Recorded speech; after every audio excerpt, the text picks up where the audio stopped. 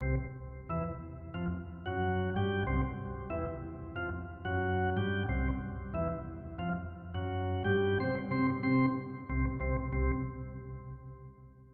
everybody, welcome to episode 51 of Enjoying Orange Slices with Jeff and Ian. This one is dedicated to our friends at Area 51 in Nevada, top secret place that they don't want to talk about. Anyways, this week we go all over the place in the NHL, up, down, all around. We use the word lazy and we use the word segue. And Ian also finds himself after 51 weeks. Enjoy. Well, here we are. Week 51. Big week last week. We did a whole thing about Terrace and people loved it, except for one guy sent me a letter, Jeff. He said, tell Jeff to quit talking about Vegas. You never talk about San Jose, blah, blah, blah. No, this is like, well, hey. Jeff goes to the games in Vegas. That's the deal. Yeah. If Jeff was going to the games in San Jose, talk about San Jose more. Come on, people. Take 2, add 2, and get 4. That's what you have to do. People don't like to do that. They're like, whirl. I just figured something out, so I'm looking into the camera. Instead of all over the place. That's awesome. I thought something was distracting you for the first 51 episodes off to the left. That sounds funny. I just switched places. I put me on one side and you on the other side, and now I'm actually looking at you. This is awesome. Oh my God. 51 weeks. Hey, well, who was that sent the letter? Do you have a name? I think it was Hurt Vigina. Okay.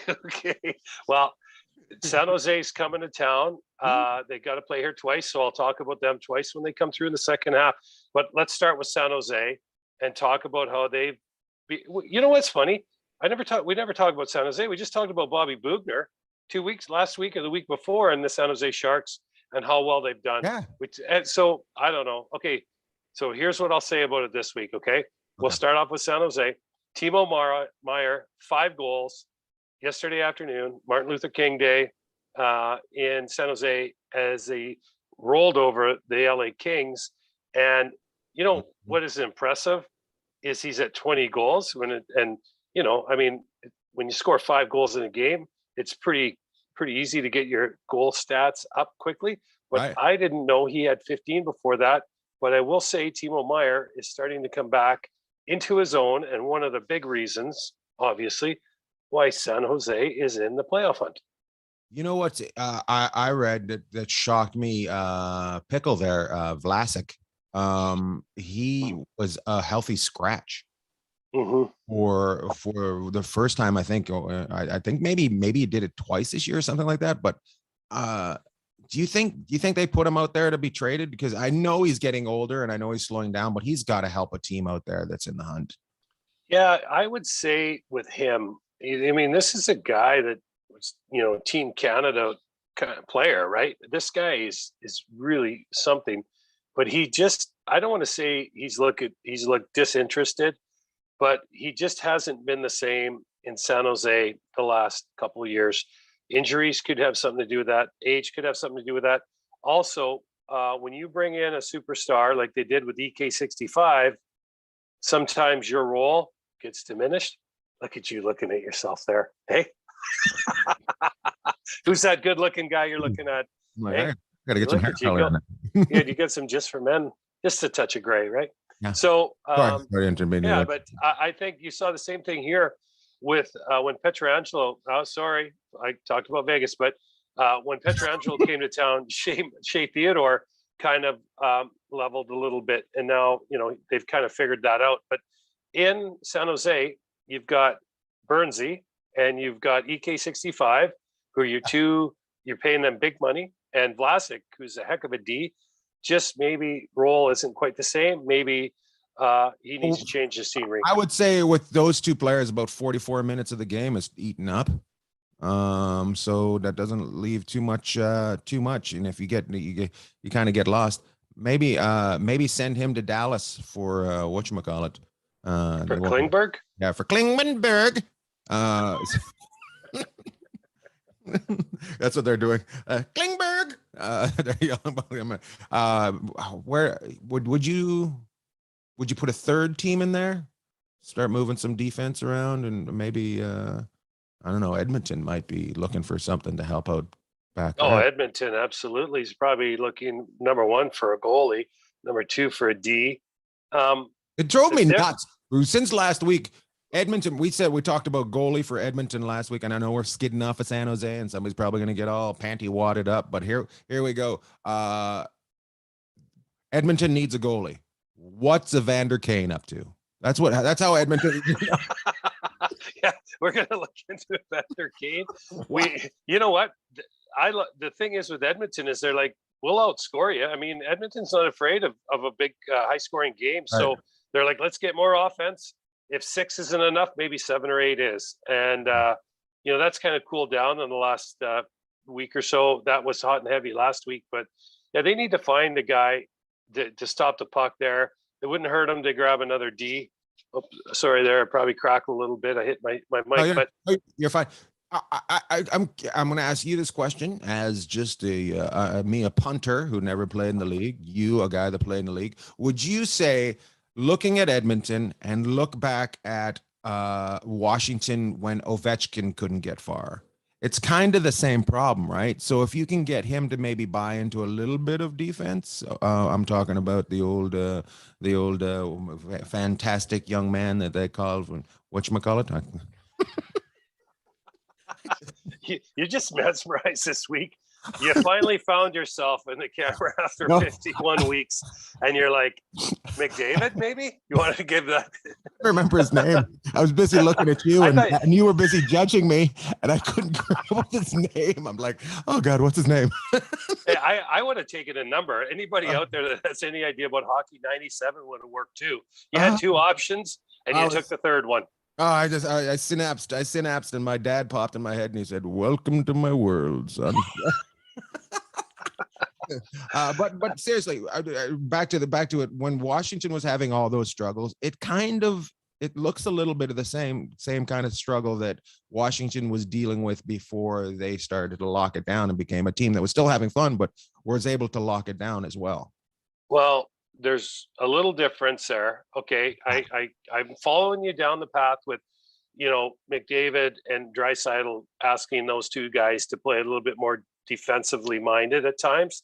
But remember, in Washington, they had a guy by the name of Braden Holtby in net, and another guy that ended up on their 4th line that we talk about all the time here. But they started winning after they got Holtby. Like, they didn't tell they got Holtby, they didn't start winning. I think they went through a bunch of goalies before that. Right, but he was there to help establish, right? Edmonton hasn't really. Mike Smith's given what he can, but Mike Smith's 38 or 39. He might almost be 40 now. Mike Smith is giving him what I just did with trying to come up with McDavid's name. Well, there's two differences to me with that. First of all, you had Holtby, you brought him up. He was in their system, right? So he had time, and he came in and took the number 1 job. The other thing is the depth at forward. You have Chandler Stevenson playing on the first line in Vegas right now, right? He was the 4th line center of the year that Washington won the cup, right? This guy's unbelievable. So you had organizational depth, I guess, that Edmonton doesn't have right now. But the reason that they're pulling the fire alarm and panicking in Edmonton is because they see they still have an opportunity to just to get in the Pacific. They're not going to get the wild card. I don't believe any Pacific team will get the wild card. So, but they still have time to catch up and get in the mix with Anaheim, Vegas, and LA, who are your top 3 right now. In the East, there's not that same, there's such a gap in the East this year. The only team that has a puncher's chance of maybe catching the 2 wildcard teams, which are Boston and Washington right now, is Detroit. The rest of those teams, I don't see it.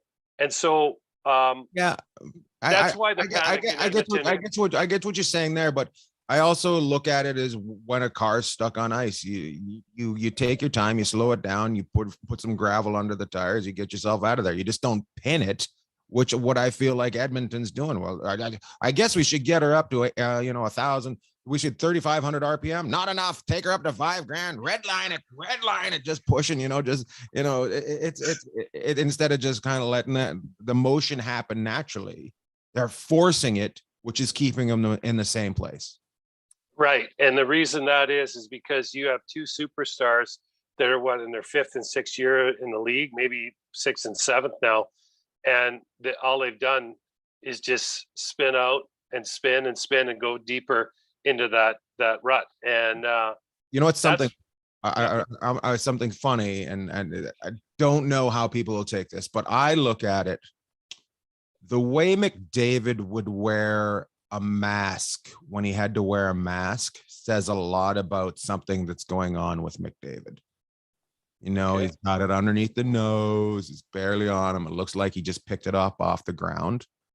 There's something that says a lot to me. That's, if you have to wear a piece of equipment and they'd say you have to wear a mask now, wear it, look classy, come out, do your thing. That whole snot running down his nose onto the mask and sweat all over it, it looked lazy. And those kind of things add up no matter what. If you cut corners, it adds up, and that's cutting a corner. Boom. That's it. Okay. You don't want to get all that. I just say, if he came out with a suit and one arm was shorter than the other and he was barely in it, you would go, why is he even wearing the suit? Why, if he had ketchup on it, that's what it looks like to me. It's part of the uniform right now. Whether you like it or not, it's part of the uniform. So you have to at least make it look good. Right. I get what you're saying. Like, this guy's got a lead. He lives in a fishbowl. He's under the microscope. So the smallest thing that he does is just dissected in, by 1,000. I get that. But and maybe there's something to that. This kid's come into the league and he's been so dynamic. He's been really good for the league. But they just haven't had any success up there. And every day that, they lost to Ottawa the other night and they got pumped for 5 goals in the third period. Every day, this goes on, the weight just goes more and more on his back. Mm-hmm. And, I just don't know if he is, one guy in the NBA, one guy can probably make a huge difference. NFL, a quarterback, if he's got his game on. In the NHL, one guy, no matter how super he is, and McDavid is the top of the superstars, it's really tough over 82 games. And then in the playoffs, when they start grinding you down over 7 games, to be able to do it all on your own. And you need to have other pieces of the pie. But I know what you're trying to say. You got to lead by example. And maybe the mask is a fatigue thing, right? He's a little fatigued. And it's just grinding on him, which I'm sure it is. I mean, they got off to a 9-1 start. The whole thing's grinding on him, but maybe he's your superstar, not your leader. Mm-hmm. Maybe that's. But very rarely does your superstar. You look around the league at your superstars, Kane and Taves, Ovechkin, Zibanejad. Instead of going after Evander Kane, maybe they go after Taves. Maybe that would be the. I don't know. You look at the teams. Okay, I was going to say in the West, and we just kind of, because we're looking, what does Edmonton need? Well, a lot of teams need something, but if you're looking for a place to try and get people, you've got Seattle and Arizona in the West that are out. Chicago's won, I think, 5 in a row, and Fleury's standing on his head. So, but I don't think Chicago, if they keep winning, well, then they're going to climb back in it. But I don't know if Chicago can. I think you've got to draw the line right around Chicago. I don't want to push them out yet, but it's going to be really tough because they played almost the most games. In the East, you have all kinds of teams that I think are out already. And that's hard to say at this point in the year, but I just think it's going to be too hard for them to catch. The best teams in the NHL are in the East. And that's no slight against Colorado or some of the other teams in the Central. And of course, Vegas, when they're going, is in there. But you How have dare you bring up issue. Vegas? I know. I can't believe I brought them up again. But I think Vegas is there. But Vegas lover. Here's the deal. You've got the Florida teams, Carolina, and then you've got Washington. You've got Boston. Pittsburgh came through here last night and put on a clinic in the second, third period.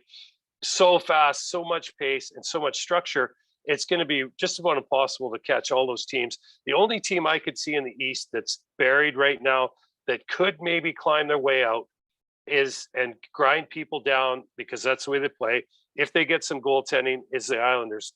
But even that, I think, is that ship might have sailed already. Right. Yeah. Flyers are just dead in the water again. They're just no. Yeah, and the Rangers are up there too. So yeah, and the Flyers, New Jersey, these teams are they're just not. They're on their rebuild, or I don't know where Philly is, to be quite honest with you. I think so. You will see players come off these teams and plug into places like Edmonton, maybe Calgary, maybe Anaheim does something, LA does something, and then of course your Central Division teams are all pretty stacked. I don't, so they might be looking for a piece here or there. But if Edmonton goes out and gets a goalie and they don't get an impressive goalie, that city will burn. Like all of a sudden they go out and just get the what's his face from that's right. I call everybody what's his face. They just take what's his face from Flyers. Hart. They take Carter Hart from the Flyers. People would lose their shit. That'd be awesome. Hey, I have a question for you. I'm just going to change gears here for a second. Do you know? Change gears twice today. Yeah, I know. This is a question that I think a lot of our vast audience would even be a little surprised at. Do you know who is in the top 4 in the NHL in penalty kill and power play? No. There's one team. Are you telling me? There's one team that's in the top 4 in penalty kill and power play in the NHL. Take a guess who it is. If it's the Flyers, that's insane. No, it's not. That's why I said I'm changing gears. I would say it's Detroit. No. Oh, okay. Who is it? Anaheim. What? Really? How about them apples? Yeah. I thought it was gonna be crazy, so that's why I went with Detroit. And then you just said no, not crazy enough. Put some lipstick on that pig. Yeah, Anaheim. And the reason I said top 4, because there's another team that's in the top 5 of both, which you would guess in the Central at some point. Nope, I don't want to. St. Louis. I was going to say St. Louis, but I don't want to give them too much kudos. They're too busy having a great week with Chris Pronger's number being retired yesterday, and he just pulls out the aluminum can, and starts drinking. Well, hopefully it was a Budweiser. Was it in St. Louis? Yeah. Hopefully it was a Budweiser, right? It was the blue aluminum can, but I think it was a Bud Light just out there. Bud Light, that's good enough. Yeah. It just in his hand, telling people, "Well, let me tell you about another." It was good for him. I thought it was great. Well, he was something else, that guy, when he played, right? So they honored him, and they wore the throwback unis last night. I love the Blues original unis and the ones they wore in the Winter Classic this year. Those ones last night, they're okay, but they're still, still decent looking uniform. The ones I wore in the Winter Classic, I think should somehow fit into their schedule, because they are a good looking jersey. I enjoy when they retire a guy's number. I don't know. Sometimes you see somebody's number get retired, and you're like, oh, that's interesting. But I don't think you could. I don't know. I think he changed the mentality. It was a pretty good hockey mentality in that organization beforehand. But something when Pronger was there changed. So good for them. Well, he changed multiple organizations. Obviously, when they brought him in there, then they traded him to Edmonton, and they made that run to the Cup, right? And then they traded him to Anaheim, and Anaheim won the Cup the next year. So this was a guy that, I don't know if he was a generational talent, but he sure did, change the flow of the tide when he was on a team. And of course, he was a guy that could suck up 25 to 30 minutes a night and was really hard to play against. And he took a puck to the chest and his heart stopped, and then he continued playing. Remember that?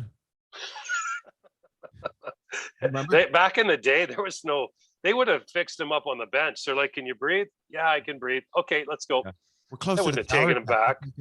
Yeah, that was crazy. But he says what you need to win a Stanley Cup. Just a guy that can just gross, just everything's just filth, taking it at home in front of that net and just take care of things. He's just, he's got stick blades still stuck out of guys' ribs, Yeah, if he had a nickel for every stick he broke on some guy's back, he'd have a lot of nickels. Yeah. The old cross check. I mean, that was the way, clear out the front of the net. And that's what he did at an elite level. But he was able to contribute offensively. He played every minute, power play, penalty killing. He did it all, and he's just a special player. So good for St. Louis, and it's nice to see St. Louis rebounding. And look out for St. Louis. The Central is going to be a mosh pit. Trying to get out of there is going to be really hard because Colorado's woke up. I don't know. They've only got 8 losses now, and St. Louis is there, Nashville's there, Minnie's there, and Winnipeg.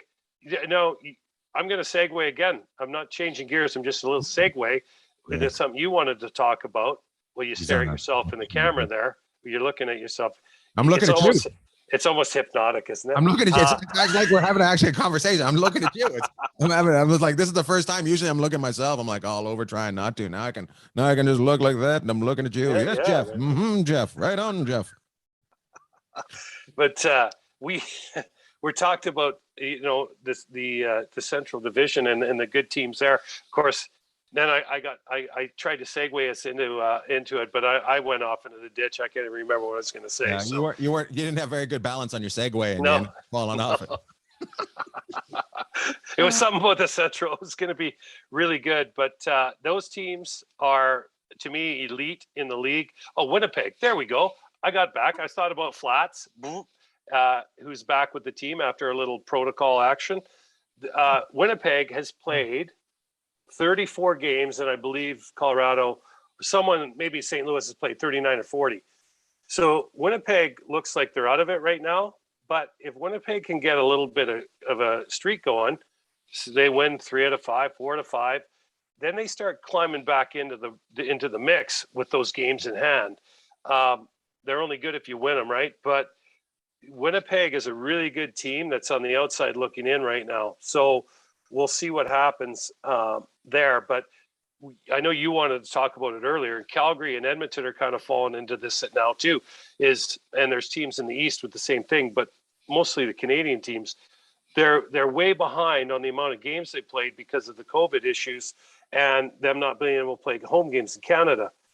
So if these guys are going to be able to make up these home games, and they win, it's going to make a huge difference for Edmonton, Calgary, and Winnipeg.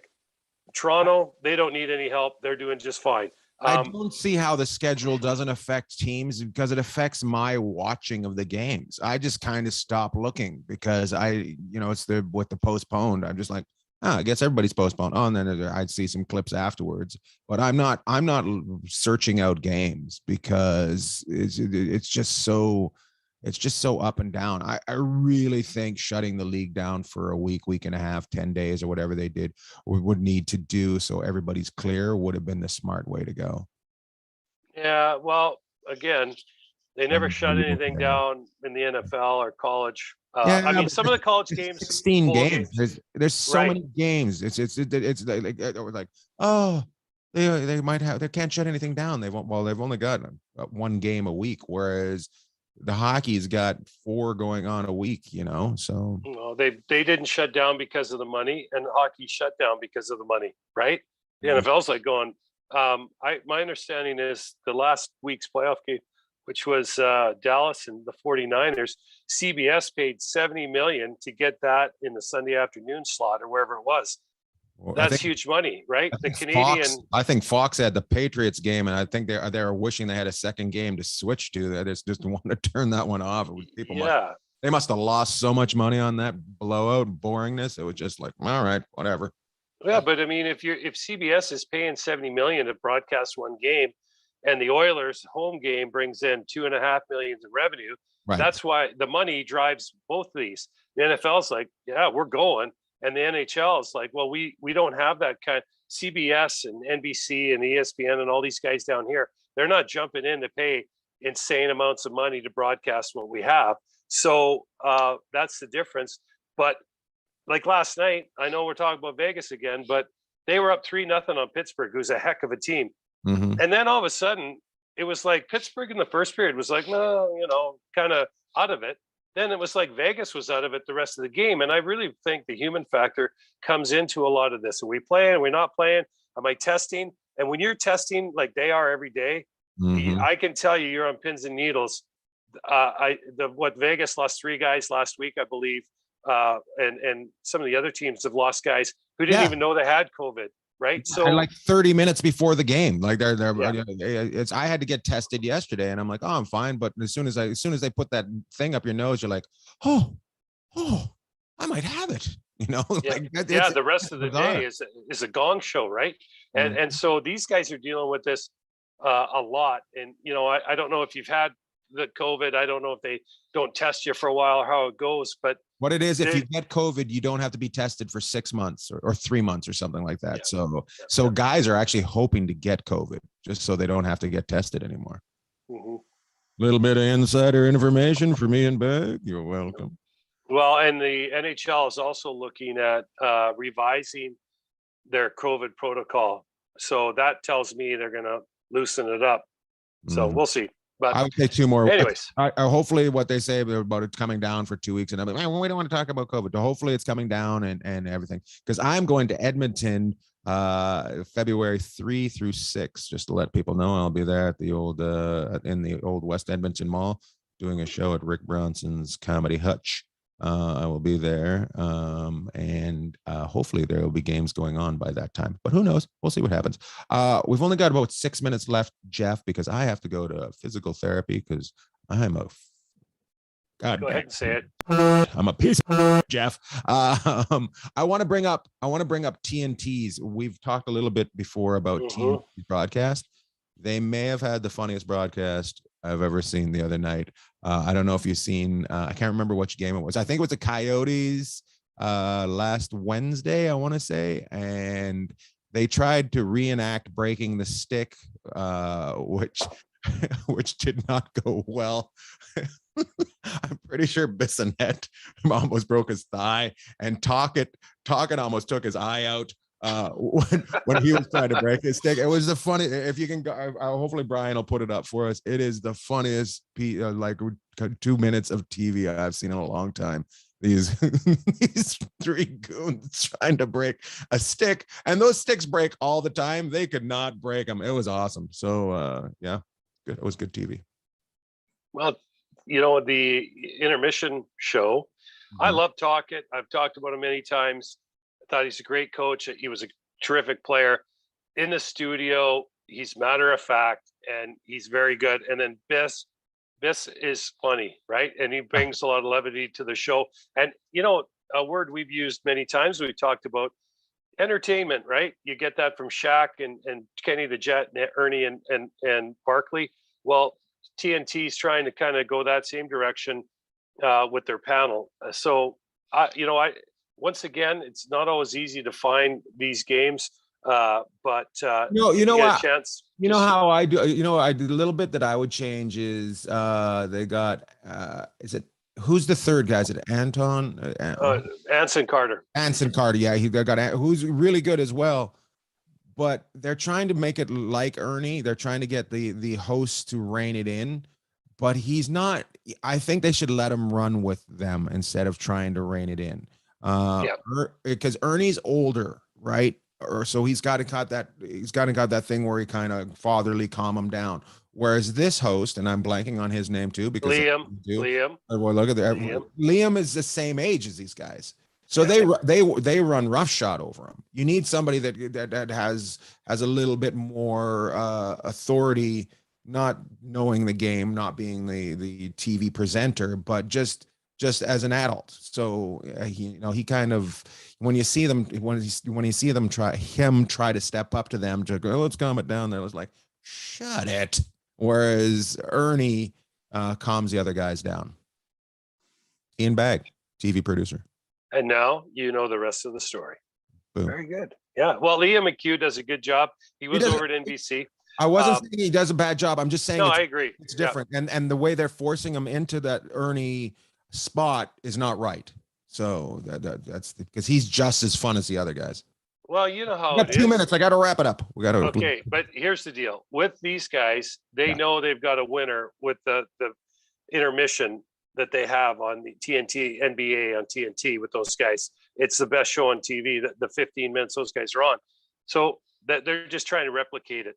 I know. I do get that, but it's lazy. It's lazy TV. And as a guy that tries to sell TV shows and have sold a couple, I see the people that are in charge are mostly protecting their jobs and are concerned about their jobs. So instead of making a little bit of a tweak, they do it safely. Oh, well, we'll just do exactly what they do. Instead of going, hey, maybe Liam should be, more of a punk than these guys, and they rein him back in, Right. So that's all. You used the word lazy twice this week. Oh, it's probably you were kind of hard on a couple. You know why? I'm bringing up lazy. I was in Pittsburgh this week, and by the way, I love Pittsburgh. It reminds me a lot of Terrace. Just the people, like British Columbia. It's got a British Columbia vibe to it. Just like wow, wow, wow, wow. Tell them the story real quick, and then we'll go. Tell them the story about the guy. So yesterday on the TV, they had a big snowstorm, which my flights were all late and delayed and blah blah. But this guy, just a smoke in one hand and a coffee in the other, and he's just like, "Well, let me tell you, they say they've sent a salt truck up here, but it's been sitting at the bottom of the hill all day with nobody in it. And if they don't want to drive it, give me the keys and I'll do it."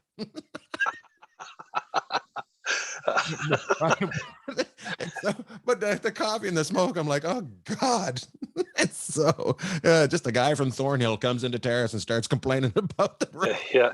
Cigarette hanging off his lip, driving the plow around town. Yeah. Does that guy even work for us? Nope. He's just getting it done. He's got to stop at Tim Hortons, grab himself a refill. Or is it the West End?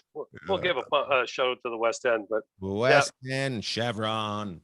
Ian Alge's parents bought that. Let's give shout outs. Okay, you go ahead. I'm gonna give a shout out to the 18 people that showed up to my show on Sunday. during the I'm not going to give the people that I told we shouldn't probably do a Sunday show. The Pittsburgh Steelers are playing in the playoffs at the exact same time I'm going on stage, and then a snowstorm happens. Hey, welcome 18 people. Thank God I stuck around for an extra day for that. You mother. Anyway, that's my shout out. What's yours? Well, I'm gonna try and get the one fan that's a little disturbed by us. We'll try and bring him back in. My shout out this week is going to be to Timo Meier for his 5-goal effort on Martin Luther King Day against the Los Angeles Kings. Yeah. Let's go Sharks. Love tall. Love tall. Thanks for watching or listening. And hey, let's not keep this podcast like Area 51 a secret. Tell your friends. Thanks, everybody.